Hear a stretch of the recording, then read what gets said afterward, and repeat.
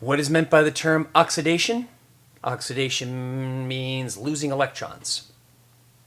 On which side of the half reaction do electrons appear? Well, since they're coming off, they appear on the product side. So when solid iron loses electrons to become iron 2 ion, you're taking 2 electrons off. C, what is meant by oxidant? And D, what is meant by the term oxidizing agent? Well, it's likely the same thing. An oxidant is something that can oxidize something, which makes it an oxidizing agent, right? Something that can cause something else to be oxidized. So in our reaction before, in our electrolytic cells, silver plus was the oxidizing agent, taking electrons off of iron. Right? Silver was causing iron to be oxidized. 15, indicate whether the following statement is true or false. If something is oxidized, it is formally losing electrons. That is true.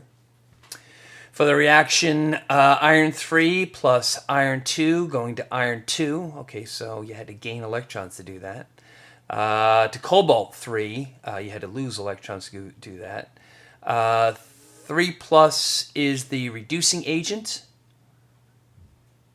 No, it's the oxidizing agent. And cobalt 2 is the reducing agent, right? So the thing taking the electrons is the iron 3. That makes it the oxidizing agent. And cobalt 2 is losing electrons. So that makes it the reducing agent. If there's no changes in oxidation state, if there are no changes in oxidation state of the reactants or the products of a particular reaction, that reaction is not a redox reaction. True, right? Electrons have to be transferred in order for a change in oxidation state has to occur in order for a redox reaction to occur. In each of the following balanced oxidation reduction equations, identify those elements that undergo changes in oxidation number. Indicate the magnitude of the change in each case. All right, so with diiodine tetraoxide going to iodine, right? Again, there's like 6 rules we used in chapter 4 to assign oxidation state. One of the rules was oxygen is almost always -2. So each of those oxygens in diiodine pentaoxide would be -2. So therefore, each of the iodines would have to be +5 in order for it to be a neutral compound. That was another rule, right? They have to add up to be the charge on the species. So with carbon monoxide, right, the oxygen being -2, therefore the carbon has to be +2. Elements are always 0, so iodine is 0. And the carbon in carbon dioxide would have to be +4. So this is how we do it. Looking at the next one, you're going from mercury 2 to mercury elemental, which would be 0. And each of the nitrogens in dinitrogen tetrahydride would be -2. And again, nitrogen is going to elemental nitrogen, which would be 0.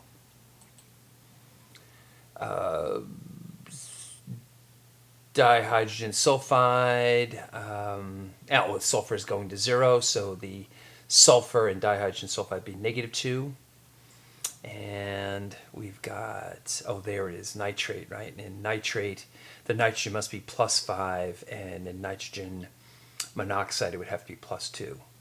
Again, so the rules are, right, the sum of the oxidation states has to equal the charge on the species. So this is why the nitrogen in nitrate has to be +5.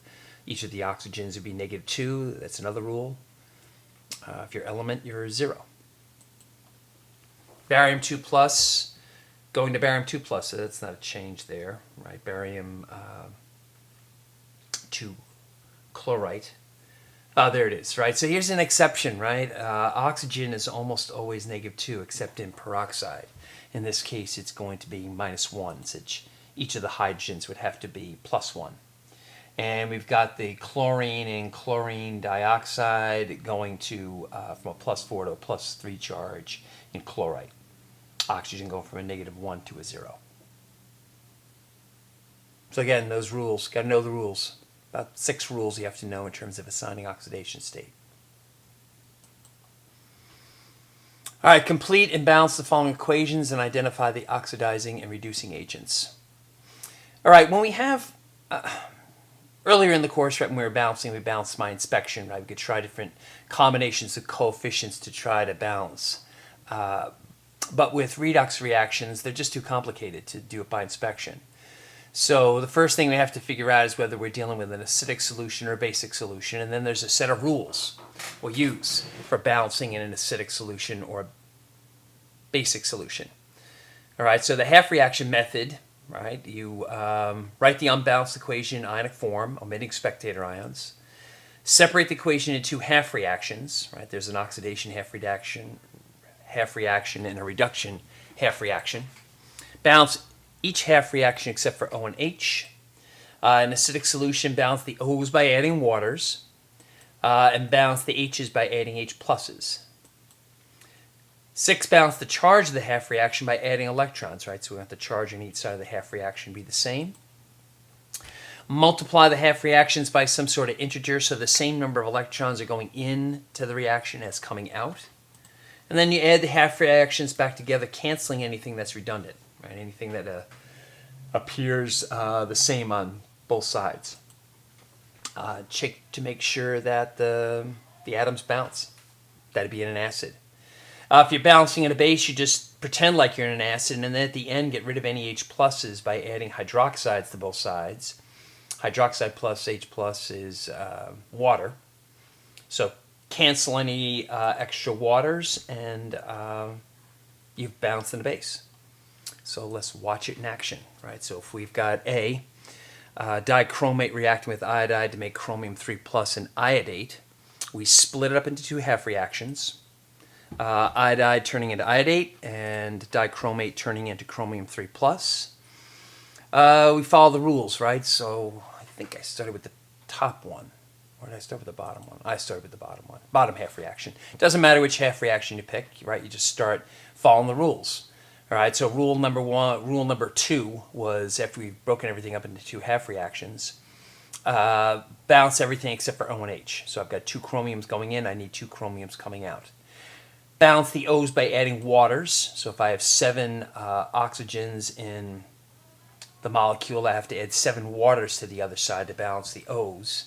That introduces 7 waters is 14 H's.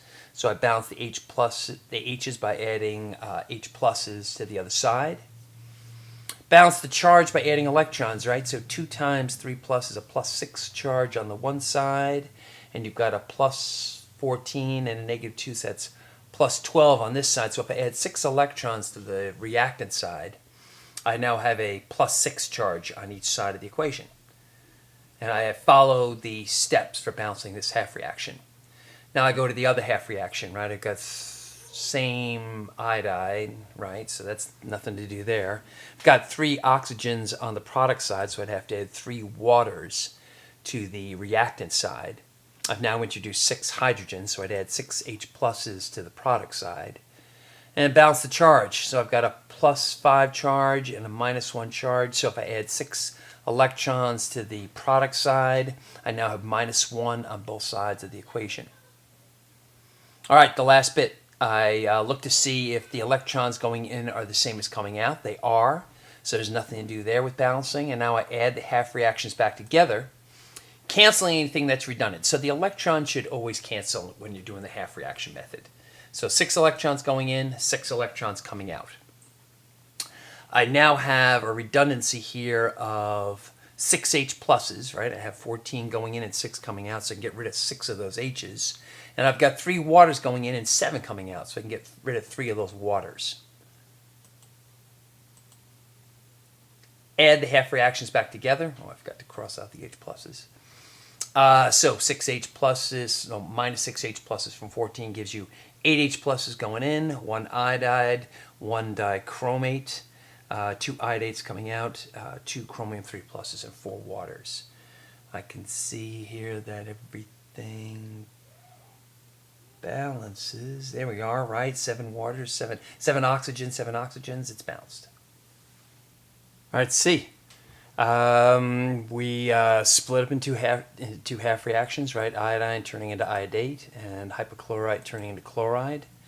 We balance everything except for O and H in the I'm sorry, working with the second half reaction here. So the chlorines are balanced. We add a water to the product side to balance the O's. We add two H pluses to the reactant side to balance the H's. We add two electrons to the reactant side to balance the charge. So I've got a -1 charge on each side of the half reaction. Again, it's just following the steps. So balance everything except for O and H, so I need to put a 2 in front of the iodate to get 2 iodines going in and coming out. I need 6 waters added to the reactant side to balance the O's, 12 H pluses to balance the H's. The charge on the product side is +10, so I'd have to add 10 electrons to the product side to get a neutral on either side, no charge. All right, now I've got 2 electrons going in, 10 coming out, so I multiply the second half reaction by 5. So I get 10 electrons going in, and I balance, I multiply everything else by 5. 10 electrons coming out, so when I add these half reactions together, the electrons cancel. And I've got 10 redundant H pluses and 5 redundant waters. So when I add everything together, canceling anything that's redundant, I get the balanced equation. D, same thing, right? Split up into 2 half reactions. Balance everything except for O and H. Balance the O's adding waters, balance the H's adding H pluses, balance the charge by adding electrons. Again, so there's no charge on the product side, so if I add 4 electrons to the reactant side, 6 H pluses and 6 negatives cancel. I go up to the first half reaction. I've got 2 AS's going in, so arsenic's going in, so put a 2 in front of the what is that? Arsenic acid. And balance the O's adding waters, balance the H's adding H pluses, and balance the charge by adding electrons. 4 electrons going in, 4 electrons coming out, so no need to multiply by some coefficient. Just add it together, canceling anything that's redundant. 4 of those H pluses cancel, 3 of those waters cancel, and when I add it together I get the balanced equation. Now with E I'm in a basic solution, so I just pretend like I'm in an acid, right? Break it into 2 half reactions, balance everything except for O and H, balance the O's by adding waters, balance the H's adding H pluses, balance the charge by adding electrons. 3 electrons going in, 6 coming out, so multiply the top half reaction by 2. So 6 electrons going in, 6 electrons coming out. Canceling anything that's redundant when I add it together. And now I've got the extra step. I've got 2 H pluses going into this reaction, so if I'm in a basic solution, add enough hydroxide to both sides of the equation to get rid of those 2 H pluses.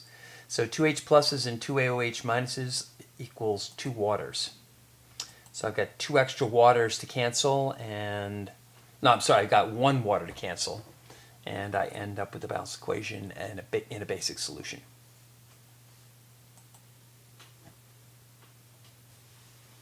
I've got an extra one here. All right, so another basic one.